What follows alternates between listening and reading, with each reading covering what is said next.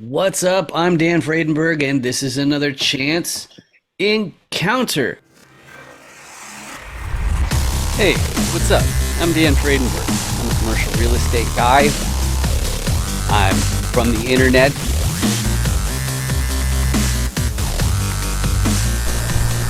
We're seeing more properties like this being built in front of a house that's going to be torn down soon. I understand that there are power lines that are getting kind of close. What's up again? This is Dan Fredenberg, and that there is a commercial real estate building.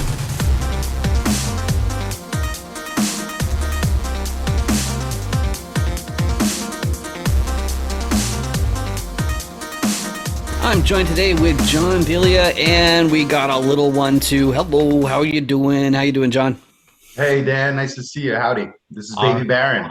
Hi, Baron. All right. I'm excited to see Baron and you, but honestly, I'm even more excited to see my very favorite audience member is watching today. And why is my favorite audience member watching today? It's because this is a chance encounter where I interview commercial real estate syndicators, buyers, sellers, all that kind of stuff. And why do I do that?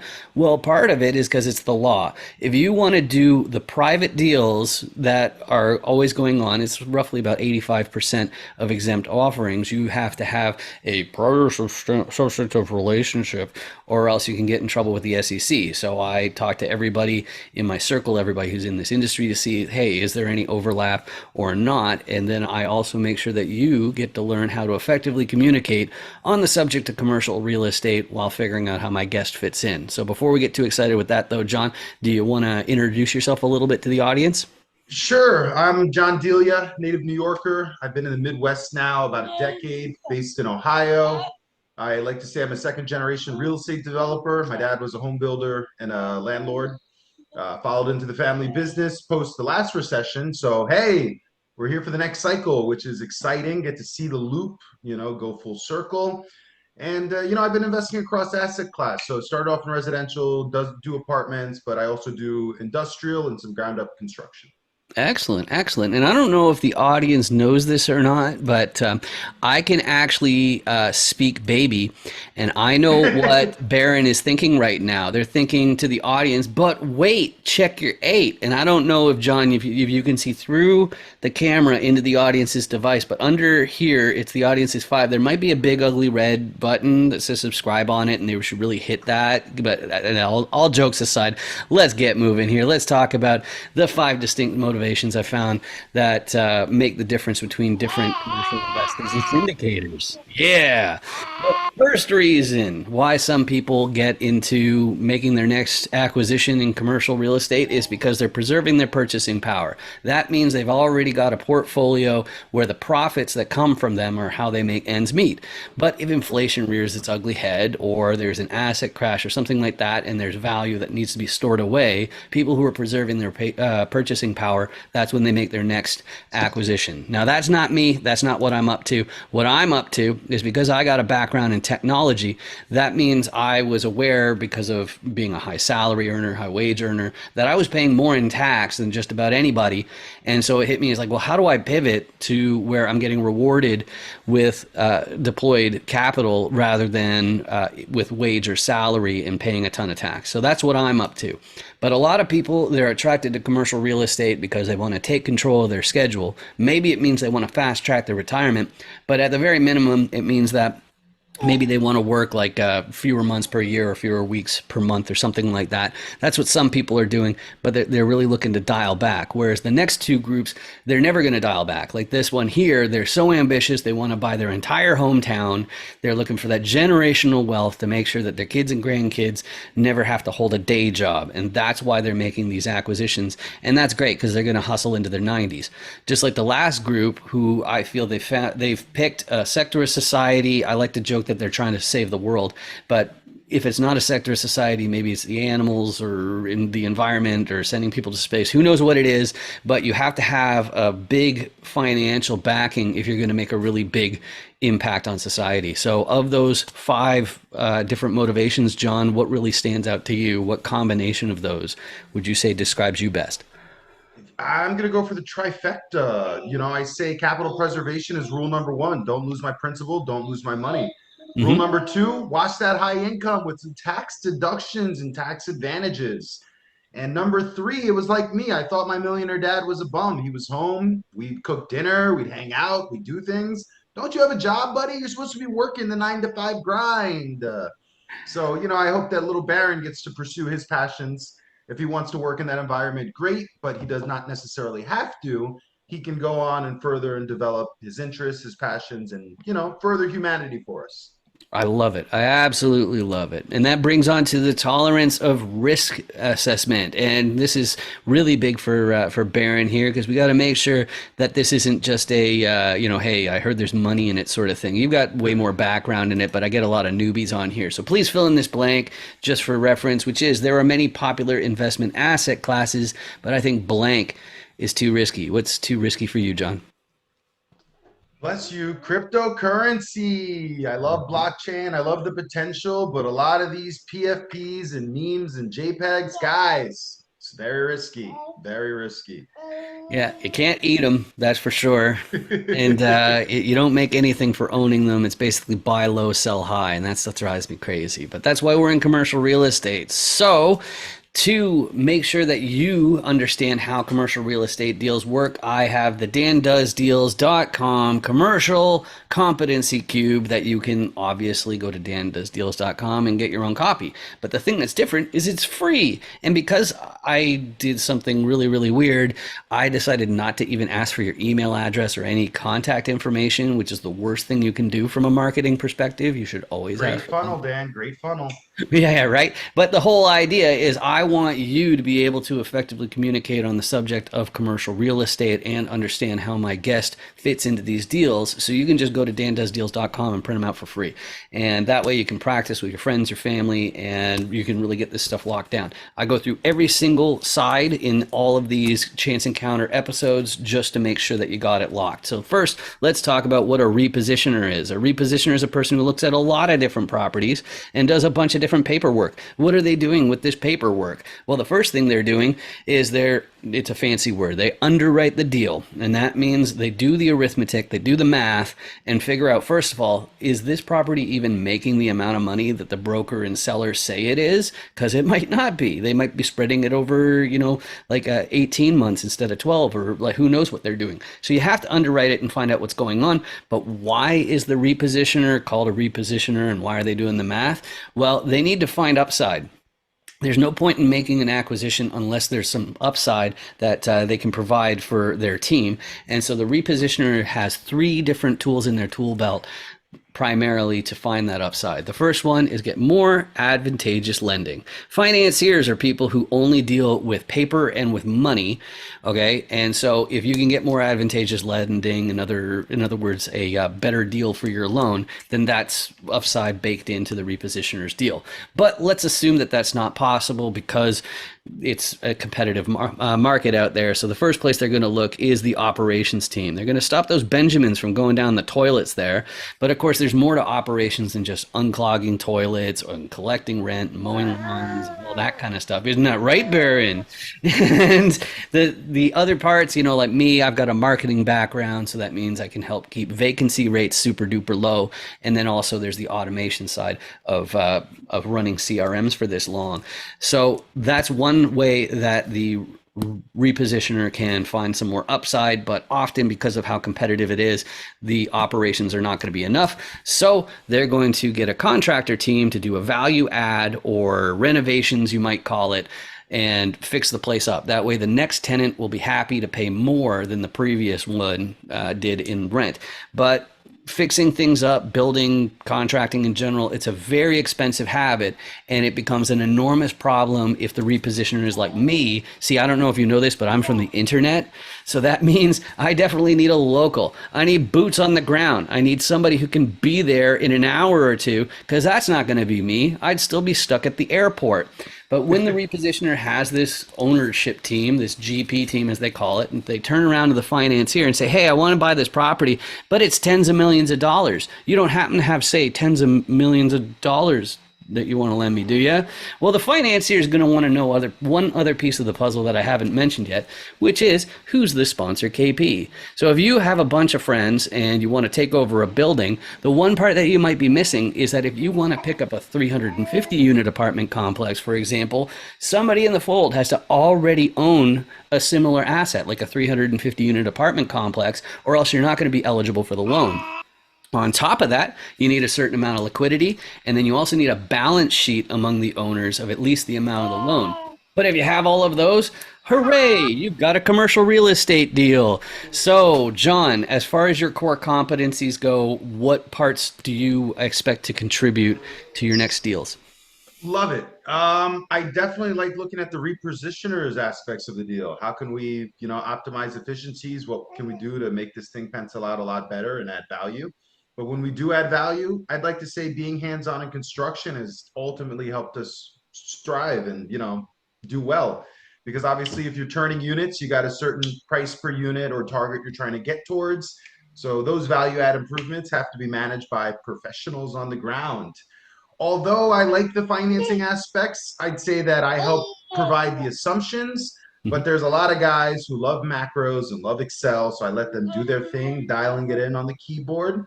And often I will act as a KP or a sponsor, even a GP. Mm-hmm. So, we like taking lead responsibility. I built a portfolio to have some key properties in it, Mm-hmm. and, it's allowed us some access. Beautiful, beautiful. So then the next question then has to do with the ideal property. So when syndicators are talking to each other saying, what's your buy box, what's your ideal property, they're talking about three main things. First one's geography. So which states, which counties, possibly even which neighborhoods. That's super important. That's going to matter.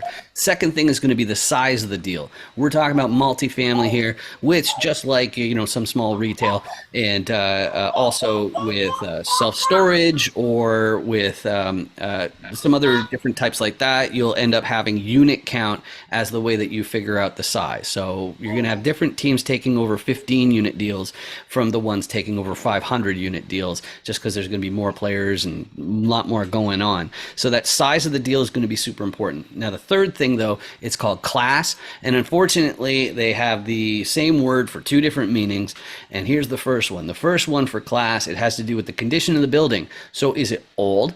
Or is it fairly recent? Is it no frills and bare bones? Or is it really, really fancy with all the luxuries and amenities and all that kind of stuff? That's the first meaning of class. The second meaning of class is also called the area, okay? And that has to do with what's the crime rate like where the property is located? What are the school districts like where the property is located? But both of those two meanings of class are both, they're rated the same way as in grades. A plus, A minus, and B plus, and whatnot. Isn't that right, Baron? Isn't that right, Baron? So, John, as far as properties that are easier to say yes to, more difficult to say no to, what you guys looking for? Great. So we're particularly focused right now in Ohio and Michigan. We're in about 5 different cities between the two states. We like the I-75 corridor. We like that American manufacturing is coming back, and a Mm-hmm. lot of jobs such as Intel, such as Honda are building new plants here in the Midwest. So high wage growth, high job growth, we need the demand for housing supply. Next, class-wise, we've typically been BC, meaning a C transitioning to a B, and then over the next decades, it transitions to A. Some would call it gentrification. We call it long-term value.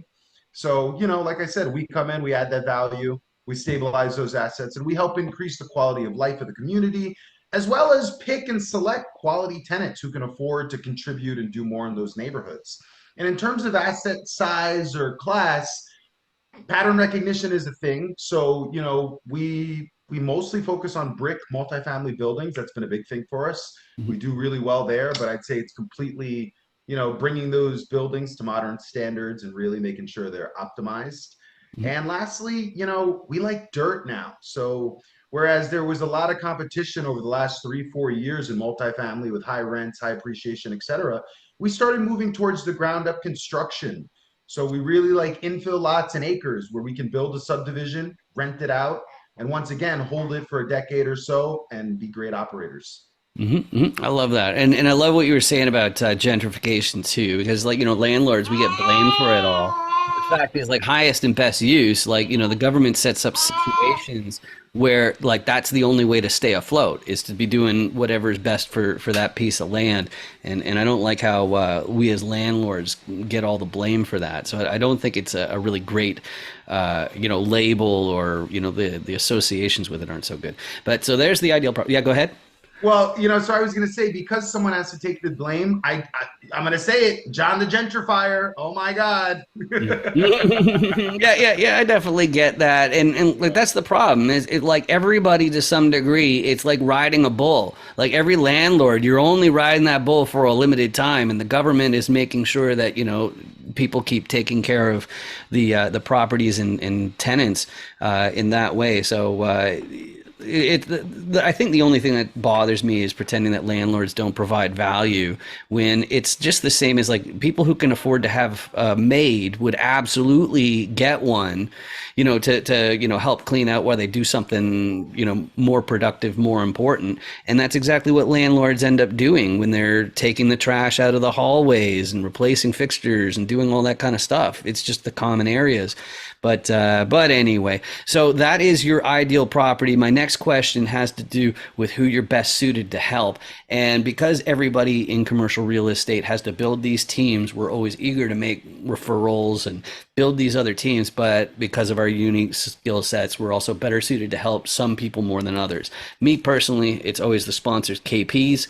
Those are the people who I'm always on the lookout for because of my CRM and marketing background. So that means I can actually make a really big difference in scaling a business that already has some foundation is established.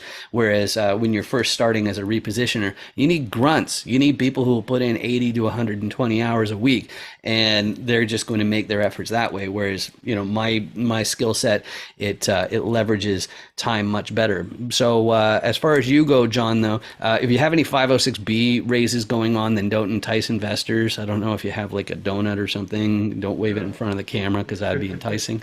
But if you're 506C, that's fine. But who on the die, like who are you disproportionately well suited to help?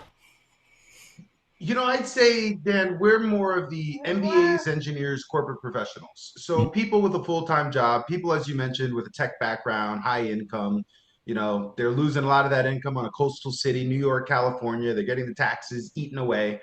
So we say, hey, you can joint venture with us. You can participate in our deals. You can get the tax advantages and benefits. But we also like the high intellect.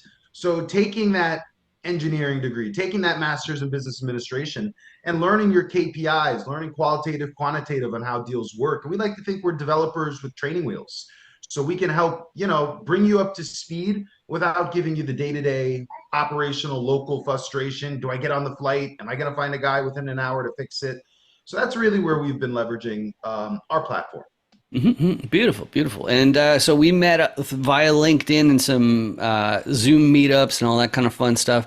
LinkedIn is a fantastic place to find me because I got the distinct last name down here. As far as this QR code, that's the FAQs page of 506BME. And 506BME is an offer where I can be your chief compliance officer for as little as $497 a year. Those are the best ways to reach me. How about you, John? You and Baron, what's the best way to reach you guys? Baron and I like hanging out on LinkedIn. I got a unique name as well, John Delia. I think you guys can see it. It's spelled the same way on LinkedIn. I just like to add Junior. Baron got to pass the third. He said, we're going to have our own personality. Yeah. But you can find us on LinkedIn. We love being on LinkedIn. You can see our connections, our network, and, sharing and providing value, just like you do on LinkedIn as well, Dan. Awesome. Great. So that's the way to reach you. And then the last thing, it's actually not for you two, it's for you in the audience, it's kind of like a public service announcement. If you've been watching this episode and have been experiencing like searing pain in your eyeballs and like migraine-like symptoms, there's a very good chance that it's because of a big, horrifically ugly red button under my left hand here, and it says subscribe on it. And you can get rid of that button for free. You just click on it. And the added benefit of that is it means that YouTube might actually start paying for these videos instead of me, which I'd like, but you don't have to worry about the fact that it adds my videos to your list of suggestions if I'm lucky. As a matter of fact, I just appreciate the fact that you spent this time with me. Just like Baron and John, I appreciate that you spent this time with me. Thank you very much for joining me today, guys. Thanks for hosting, Dan. We're glad we got to hang out with you today. Thanks a lot. Awesome. Okay, Thanks. bye, bub. Bye-bye. Bye-bye. Make sure you 506B me. Any syndicators, make sure you 506B me. Oh, hey, yeah, here's my code. You got your QR code scanner? Okay, yeah, oh yeah, just hold it right in the square there. Okay, cool. And now you hit open in browser. Okay. Okay, are you already logged into 506B me? Yes. Yeah, okay, cool. Yeah, so there's my video. So now I'm already on your watch list. So when you get back to your hotel, you can find out what my core competencies are and my level of sophistication. Sound good? Yeah. I love your hat. Real estate's a scam. That's really funny. Yeah. Nice meeting you. You too. 506B me, everybody.